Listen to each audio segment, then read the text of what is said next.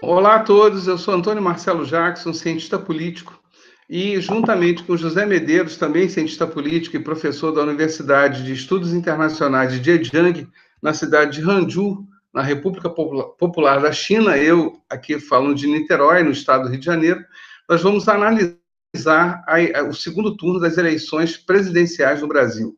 Esse segundo turno que aconteceu no dia de hoje, né, dia 28 de outubro de 2018, para o José, amanhã já do dia 19 de outubro, do dia 29 de outubro, perdão, e vamos aqui começar, eu prefiro que o José comece falando da sua percepção de lá, e depois eu teço alguns comentários aqui, tanto do resultado das eleições presidenciais, quanto da relação do novo presidente da República com o Congresso Nacional. José, eu passo a palavra para você, meu amigo. Mais uma vez, um grande prazer estar aqui neste momento comentando, analisando os resultados, né, eleitorais no Brasil, as eleições, a eleição para presidente da República, para governadores e, no caso, já concluído no primeiro turno, as eleições para o Congresso, né, deputados e senadores. Temos um quadro realmente novo, inesperado para muitos há uns 2 anos atrás, fôssemos projetar o resultado das eleições municipais, e nós podemos, assim, de forma muito breve, dizer que teremos um novo Brasil. Que Brasil será esse? Quais os desafios desse Brasil? Isso a gente pode analisar. Então, eu penso que essas eleições, assim como as eleições onde o Lula foi eleito em 2002, Lula foi eleito para presidente, é um novo, vai colocar o Brasil em um novo estágio.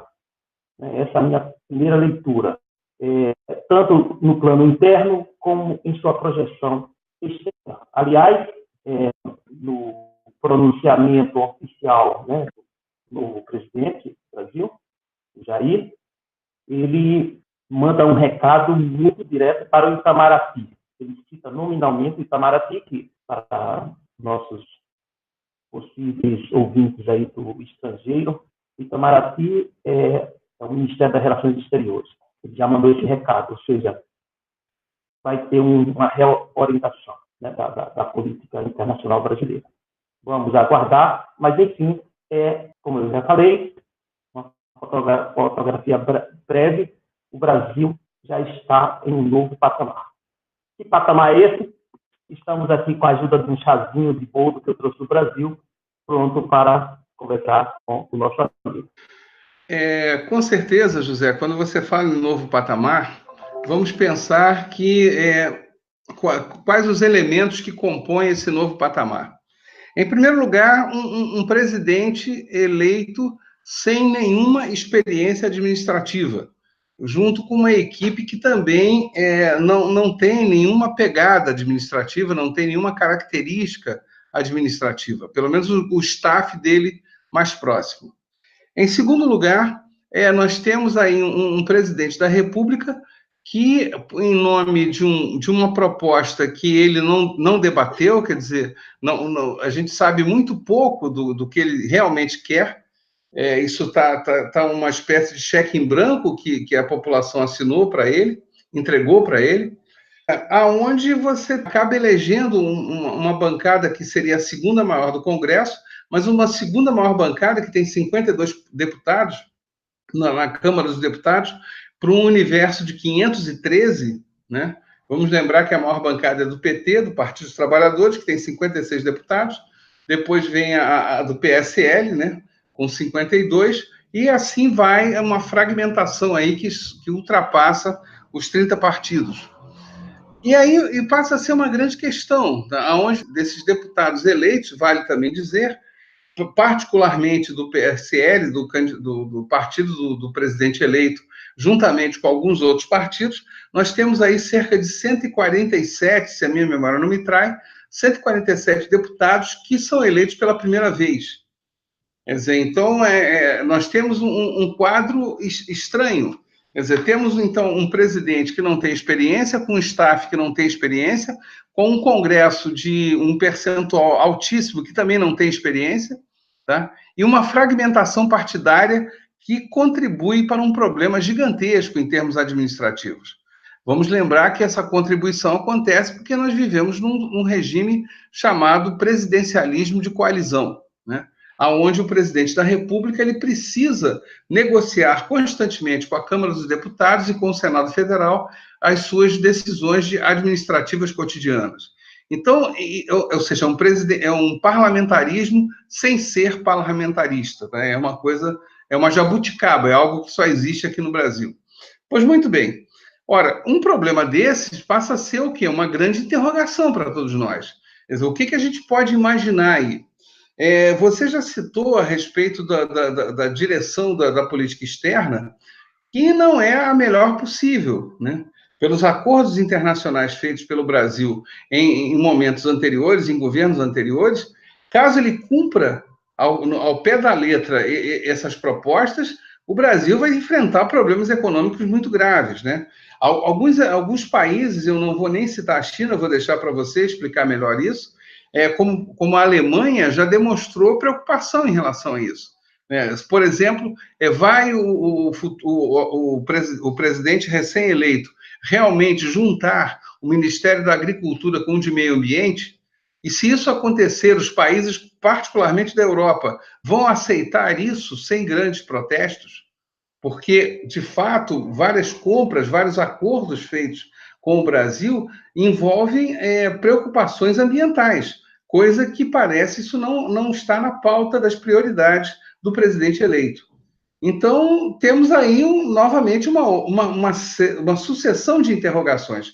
Temos interrogações, portanto, em relação da relação do presidente eleito com o Congresso, pela fragmentação partidária. Temos interrogações em relação à proposta dele quanto à política internacional, suas relações internacionais, e em relação até ao próprio governo, porque no dia de ontem, por exemplo, numa declaração que ele gravou, sempre são coisas gravadas, ele não participou de debates, ele não participou de nenhuma entrevista coletiva, essa é a grande verdade, à exceção de algumas poucas lá no início da campanha.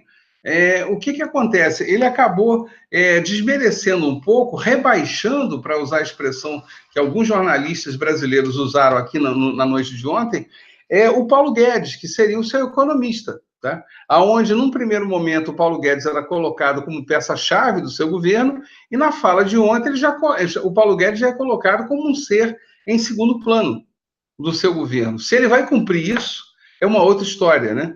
Aliás, vale aqui o comentário para eu devolver a palavra para você, José. A coisa mais comum que aconteceu aqui em relação ao presidente eleito foi não é para levar, abre aspas, tá? Não é para levar a sério tudo que ele fala. Ou seja, nós temos um sujeito que se elege e que, para que a coisa toda corra bem, nós devemos acreditar que nada daquilo que ele prometeu ele vai cumprir. É uma coisa completamente sem pé nem cabeça e, de fato, nova, em termos de política, não só brasileira, mas acho que mundial. Quer dizer, você tem que conversar, tem que dialogar, tem que analisar um presidente eleito onde as promessas que ele faz não podem ser levadas a sério. Por quê? Caso sejam levadas a sério, o Brasil terá enormes problemas pela frente. Eu devolvo a palavra para você, José. Caro amigo professor Antônio, como eu estou num país assim, né, à distância dessa efervescência brasileira, isso deixa-me assim numa condição bem diferenciada. E também como a luta aqui na China é uma luta de 5.000 anos, então também isso deixa-me também mais tranquilo, mesmo nos momentos assim com perspectivas não tão fáceis. Só para esquentar esse nosso caminho da análise, eu vou colocar algumas hipóteses. A eleição do Bolsonaro, dependendo do arranjo que for feito na parte da política internacional, ela poderá alterar a ordem internacional vigente. Isso talvez nenhum analista esteja falando isso, a não ser aquele jornal lá dos intelectuais, né, que publicaram lá aquele manifesto num jornal inglês, dizendo que o Bolsonaro é uma ameaça para o mundo. Mas eu pego aquela mesma linha, mas dizendo o porquê. Não é talvez pelos argumentos que eu estava levantando, mas por causa de uma nova possibilidade de aliança cujo núcleo dessa aliança é o governo Trump, não são os Estados Unidos apenas, mas o governo Trump, que é diferente. Nós sabemos ali da oposição que tem, né, da luta interna que tem nos Estados Unidos, dessa linha do Trump, que é uma linha que junta ali com Israel. O Jair Bolsonaro poderá ser o primeiro grande aliado do Trump nessa nova visão de mundo que ele está tentando propagar. Né? Só para deixar aí algo no ar para a gente conversar mais na frente. Segundo, que eu não acredito muito no espontaneísmo. Então, Bolsonaro, eu acredito que ele estará muito bem assessorado.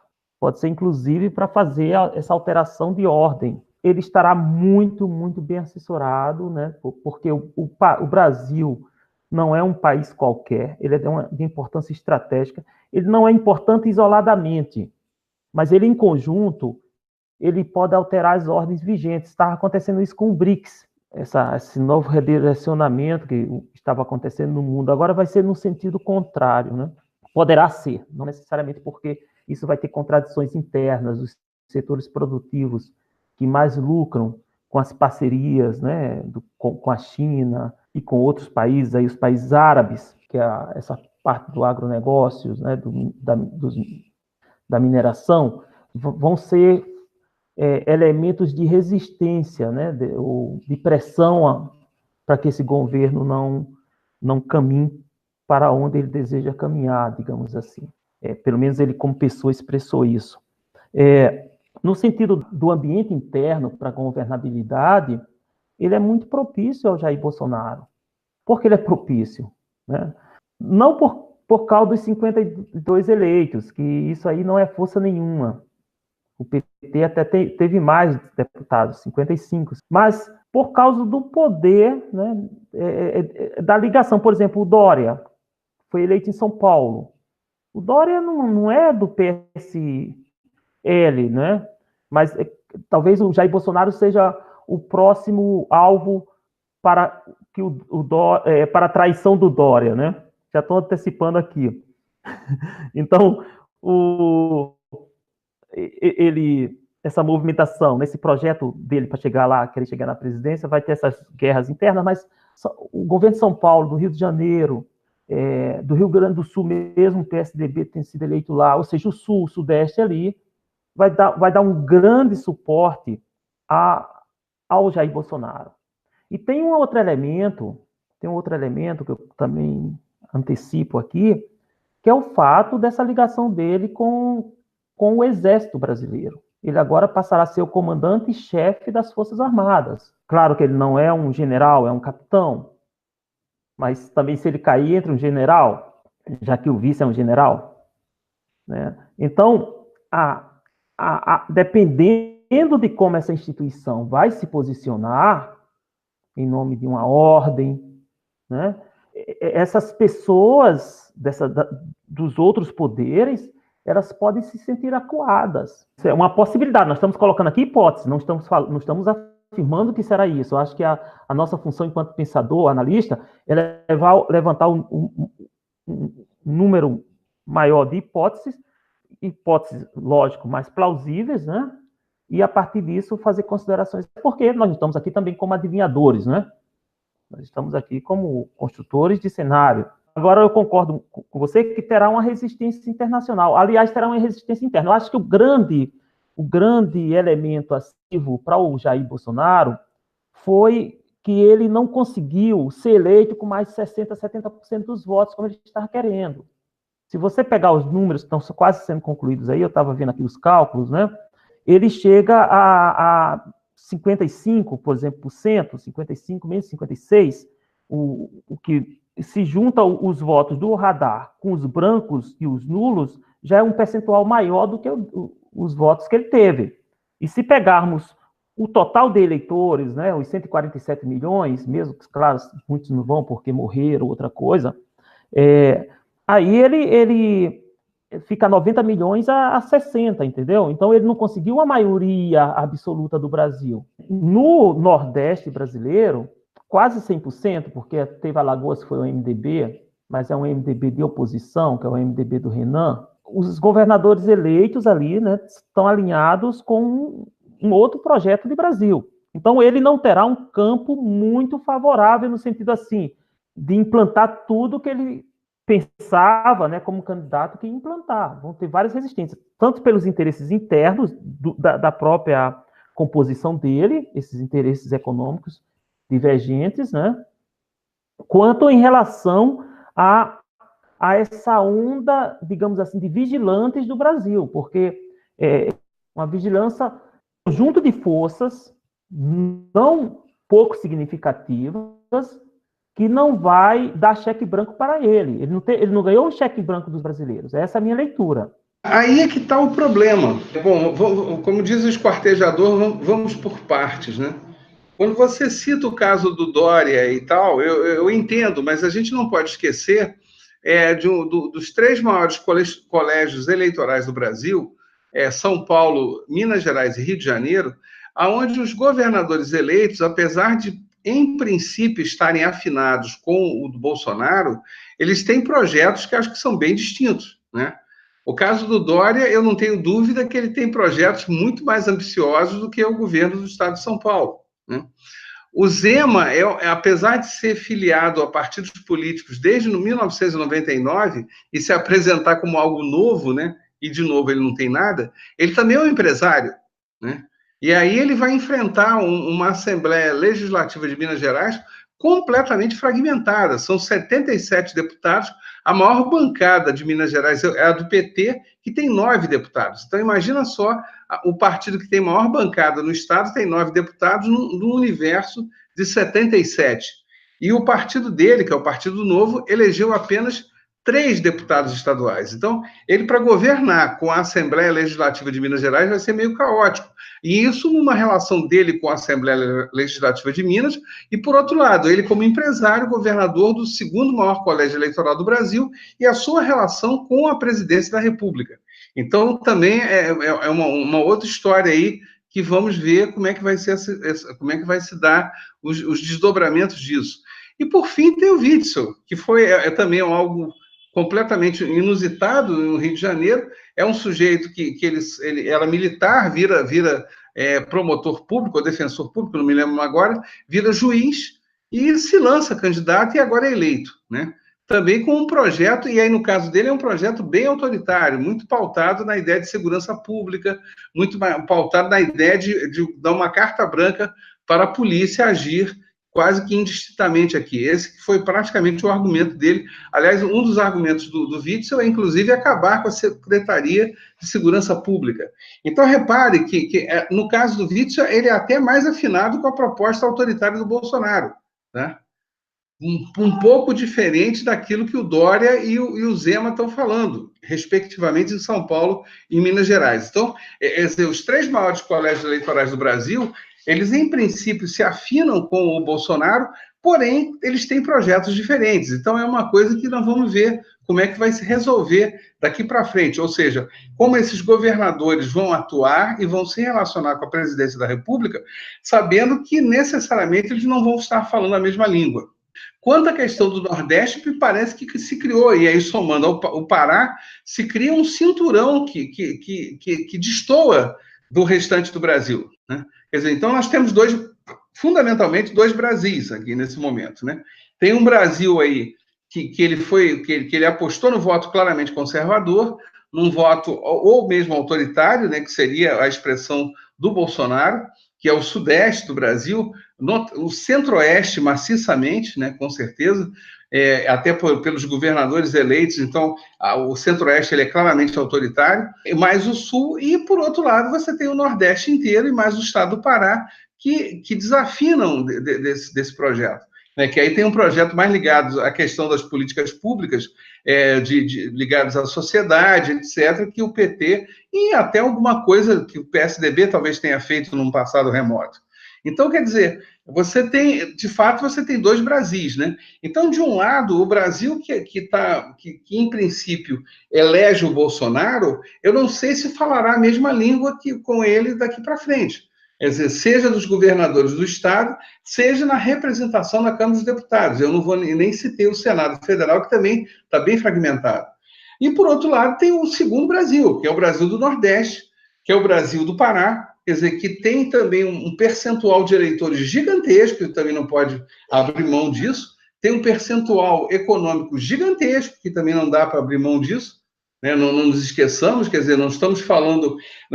Vamos lembrar, o Rio Grande do Norte é o segundo, é o maior produtor, aliás, de petróleo em terra no Brasil, né?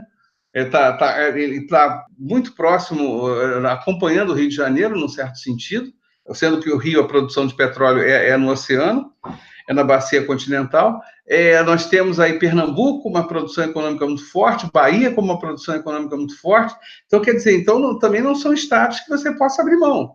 Não dá para dizer assim, aquele discurso de estados pobres ou de uma população pauperizada, esse discurso não cola mais, né, para nenhum lugar. Resta saber como o Jair Bolsonaro vai lidar com isso. Levando o que você falou por último, quer dizer, que você falou no meio, que ele vai ter uma boa assessoria. Olha, por hora eu não vi essa assessoria. Pode ser, por favor, eu não estou aqui dizendo que você está errado, não. Pode ser que essa assessoria apareça aí do encanto. Ele teve uma boa assessoria como estratégia de eleição. Isso teve, tá? Não há como negar, ele ganhou a eleição. Ganhou uma eleição sem precisar das mídias tradicionais, sem precisar da televisão, sem precisar de rádio nem de coisa nenhuma. Tá? Ele usou argumentos que o Obama descobriu lá atrás nas eleições americanas, que o Trump utilizou maciçamente, que fez a Inglaterra se separar da União Europeia, que causou estragos na Colômbia e que no Brasil agora provoca uma coisa bem real, bem complicada.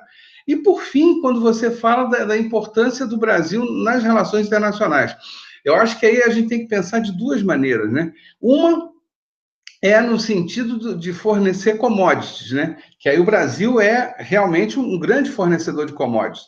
Agora, sejamos também muito sinceros, apenas no governo Lula é que o Brasil foi, para usar uma expressão dos analistas das relações internacionais, foi um player da política internacional, foi um jogador da política internacional. Quer dizer, depois, a própria governo Dilma, isso começou a cair, e com o Temer, aí virou um verdadeiro desastre. Quer dizer, até que ponto o Brasil voltaria a ser um player? Por exemplo, o projeto, num primeiro momento, está previsto que o Brasil vai ser o presidente do BRICS agora em 2019. E, ao mesmo tempo, o Bolsonaro, na sua campanha, ele disse que queria tirar o Brasil do BRICS. É lógico que entre uma campanha e aquilo que ele vai fazer na prática vai uma distância gigantesca. Eu sei disso, tá? Não sou ingênuo nesse ponto. Agora, efetivamente, que projeto ele tem, né? Porque vamos lembrar até coisas que já falamos aqui, e aí nesse ponto você conhece muito melhor do que eu. Em 2019, ele vai ter que se apresentar em Davos, com certeza, agora em janeiro, fevereiro. Tem a reunião sobre meio ambiente, que é no final do ano, e que é em princípio no Brasil, e ele não é muito dado à questão ambiental, então vamos ver como é que ele se comporta daqui para frente.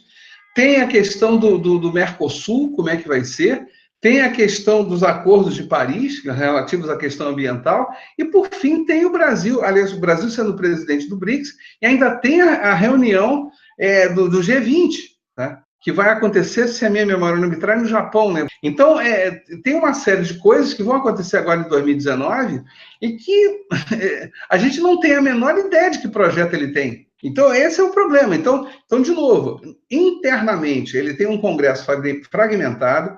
No tocante aos estados que em tese, seriam afinados com ele, eu vejo um problema aí que num primeiro momento, particularmente São Paulo, Minas e Rio, podem até estar afinados, mas eu acho que eles têm falas e demandas diferentes.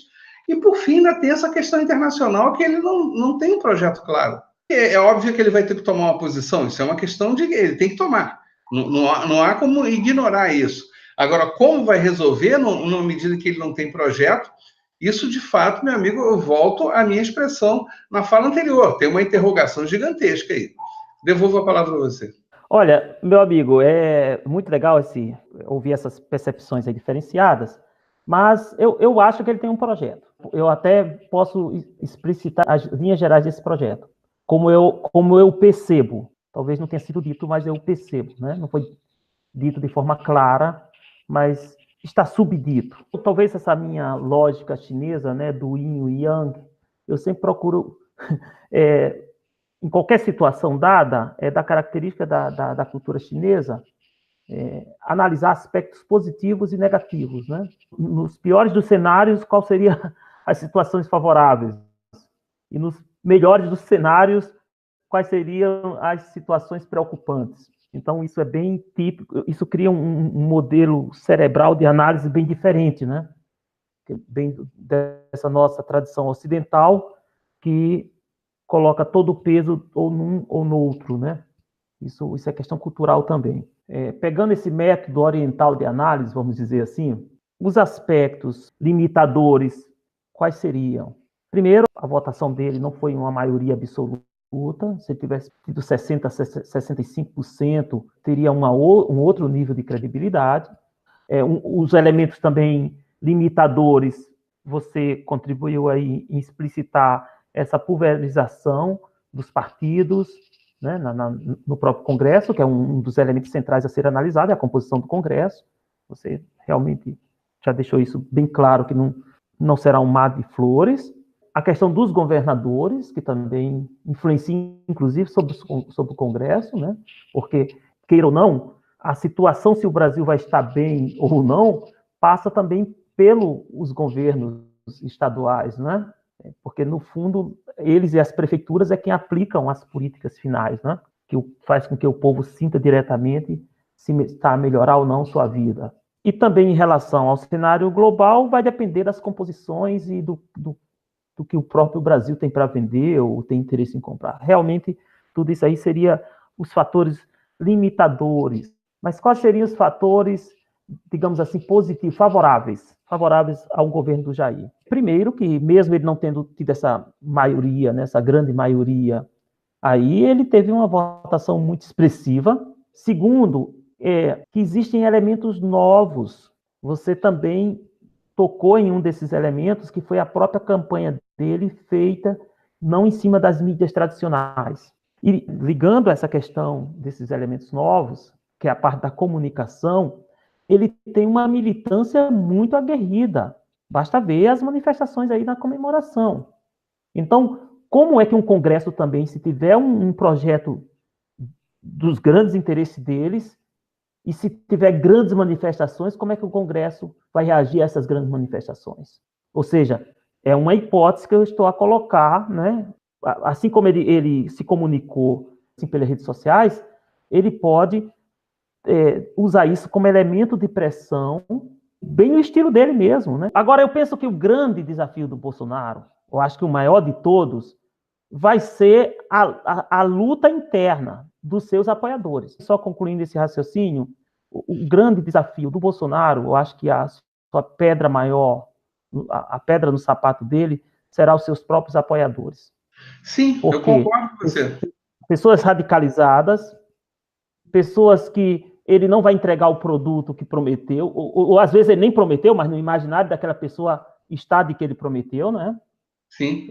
E o choque de realidade com o exercício do poder vai frustrar esses setores que impulsionaram a sua própria candidatura e o seu próprio surgimento e crescimento. Eu penso que é esse que será o grande desafio dele.